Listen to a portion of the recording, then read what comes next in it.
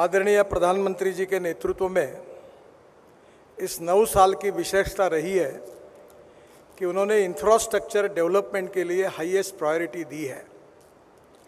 गति शक्ति योजना के द्वारा अलग अलग इंफ्रास्ट्रक्चर के प्रोजेक्ट्स में प्लानिंग से लेकर इम्प्लीमेंटेशन तक एक कोऑपरेशन, कोऑर्डिनेशन एंड कम्युनिकेशन भी प्रस्तापित हुआ है। यह हाईवे बनाते समय विशेष रूप से प्रधानमंत्री जी ने जो 120 एस्पिरेंट डिस्ट्रिक्ट निकाले हैं, जो 500 ब्लॉक्स जो सोशली, इकोनॉमिकली, एजुकेशनली बैकवर्ड है, उनके विकास में ये रोड कैसे उपयोगी होंगे इसका भी विचार किया गया है। मुझे बहुत खुशी है कि तेलंगाना में अभी तक 1,10,000 करोड़ के प्रोजेक्ट कुछ कंप्लीट हुए, कुछ ऑनगोइंग है, कुछ शुरू हुए हैं। पर विश्वास है मुझे कि 2024 समाप्त होने के पहले हम तेलंगाना में 2 लाख करोड़ रुपए का निवेश करेंगे और तेलंगाना का रोड इंफ्रास्ट्रक्चर बहुत ही अच्छे क्वालिटी का बनाएंगे। केवल नेशनल हाईवे का काम हो रहा है ऐसा नहीं है। तो नागपुर से विजयवाड़ा, जिसमें आज पैकेज का भूमि पूजन प्रधानमंत्री जी कर रहे हैं, ये 594 किलोमीटर है। इसकी कीमत 16,000 करोड़ है और तेलंगाना में इसकी लेंथ 401 किलोमीटर है। इस हाईवे से स्वाभाविक रूप से काफ़ी बड़े प्रमाण पर यहाँ विकास होगा। विशेष रूप से यह हाईवे महाराष्ट्र, तेलंगाना और आंध्र प्रदेश से गुजर रहा है और 288 किलोमीटर का जो कॉरिडोर है वो ब्राउन फील्ड है, यानी ग्रीन है। पहले यहाँ रोड नहीं है और इसके कारण हम लोग डिस्टेंस को भी कम करने जा रहे हैं। नागपुर विजयवाड़ा एक्सप्रेसवे का 402 किलोमीटर तेलंगाना राज्य से गुजर रहा है और ये महाराष्ट्र के जियोगांव से तेलंगाना राज्य सीमा तक प्रवेश करता है। तेलंगाना राज्य में आसिफाबाद, मंचेरियल, पेदप्पल्ले, जयशंकर, भूपालपल्ली, हनुमाकोंडा, वारंगल, खम्मम इस जिले से गुजरता है और विजयवाड़ा के पास मिलता है। Singareni thermal plant, NTPC, Kaleshwaram lift सिंचाई परियोजना, खम्मम, वारंगल उद्योग, धार्मिक और पर्यटन स्थल, इसमें विशेष रूप से इसका उपयोग होने वाला है।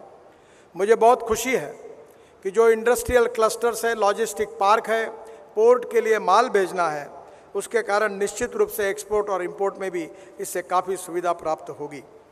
विशेष रूप से तेलंगाना में हम एक सूरत, नासिक, नगर, सोलापुर, करनाल और हैदराबाद, चेन्नई तक एक नया रोड बना रहे हैं। हम अक्सर भाषण में कश्मीर से कन्याकुमारी तक कहते थे, पर आपको पता होगा कि हिमाचल प्रदेश में वहाँ हमारी मनाली जो है, वहाँ रोहतांग पास पर जाने के लिए 3.5 घंटे लगते थे। अब वहाँ अटल टनल बनी है जिसका उद्घाटन प्रधानमंत्री जी ने किया है, केवल 8 मिनट में सफ़र हो जाती है। और उस टनल से बाहर आने के बाद हम करीब 5 टनल बना रहे हैं और हिमालय के बीच में से नया रोड बना रहे लद्दाख और लेह तक। लद्दाख और लेह के बाद कारगिल के नीचे एक झोजिला, एक काफ़ी बड़ी टनल बना रहे हैं, आशिया की सबसे बड़ी। और मुझे खुशी है कि इस टनल में एस्टीमेट कॉस्ट से 5,000 करोड़ कम हुए, उसकी बचत करने का काम हमारे विभाग ने किया है। उसके बाद झेड़मोर टनल है और वहाँ से श्रीनगर आने के बाद श्रीनगर और जम्मू के बीच में 18 टनल है, उसमें से 14 टनल पूरी हुई है। और उसी कटरा के पहले दिल्ली कटरा एक्सप्रेस हाईवे को लगकर हम दिल्ली आएंगे और दिल्ली से दिल्ली मुंबई हाईवे को लगकर हम सूरत तक आएंगे और सूरत से एक नया रोड बना रहे हैं, सूरत से नासिक, नासिक से अहमदनगर, अहमदनगर से सोलापुर, सोलापुर से करनूल और करनूल से हैदराबाद, करनूल से विजयवाड़ा, करनूल से चेन्नई, करनूल से कन्याकुमारी, त्रिवेंद्रम और उसके साथ साथ कोचीन तक हम पूरे दक्षिण को जोड़ने वाले हैं। यानी एक प्रकार से मनाली से शुरू करके कश्मीर से लेकर कन्याकुमारी तक आदरणीय मोदी जी के नेतृत्व में हाईवे होगा, जिसके कारण दिल्ली से चेन्नई का डिस्टेंस 320 किलोमीटर कम होगा, लॉजिस्टिक कॉस्ट कम होगी, टूरिज्म बढ़ेगा। हैदराबाद से विशाखापट्टनम 221 किलोमीटर 7,000 करोड़ का रोड हम बना रहे, जो तेलंगाना में 164 किलोमीटर है। इंदौर से हैदराबाद ये नया एक्सप्रेस हाईवे बना रहे ग्रीनफील्ड, वो 787 किलोमीटर है, 18,000 करोड़ का। और उसके साथ साथ हैदराबाद रायपुर ये 325 किलोमीटर 14,000 करोड़ का है। मुझे खुशी है कि ये पूरे हाईवे करीब 1 लाख करोड़ के हैं। इसकी लेंथ 843 किलोमीटर है और तेलंगाना में इसकी कॉस्ट 30,000 करोड़ है। मुझे विश्वास है कि हाईवे नेटवर्क खड़ा होने से उद्योग व्यापार को बढ़त मिलेगी।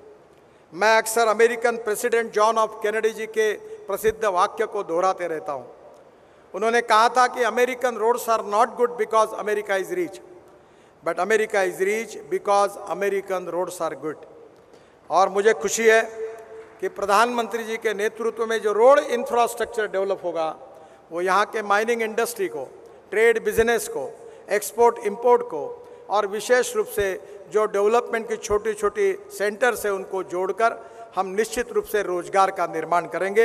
इंडस्ट्री में कैपिटल इन्वेस्टमेंट आएगा, जवान लोगों को रोजगार मिलेगा और जो मोदी जी का सपना है कि आत्मनिर्भर भारत बनाना, $5 ट्रिलियन की इकोनॉमी बनाना, ये निश्चित रूप से ये सपना अमृत काल में पूरा होगा। मुझे बहुत खुशी है कि प्रधानमंत्री जी ने यही हमें बताया है कि सबका साथ, सबका विकास और सबका प्रयास। सबके प्रयासों से इस देश को निर्माण करना है।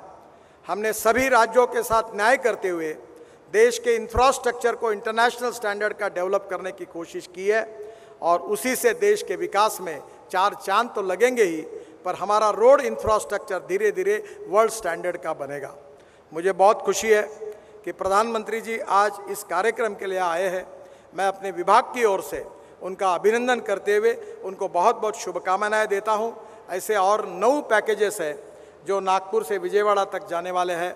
इसी प्रकार से निश्चित रूप से एक बहुत बड़ा परिवर्तन तेलंगाना में होगा और तेलंगाना का विकास में प्रधानमंत्री जी के नेतृत्व में हमारा डिपार्टमेंट अच्छे रोड तेलंगाना के जनता को निश्चित रूप से बना कर देंगे। इसी विश्वास के साथ मैं अपनी बात को समाप्त करता हूं। धन्यवाद, नमस्कार।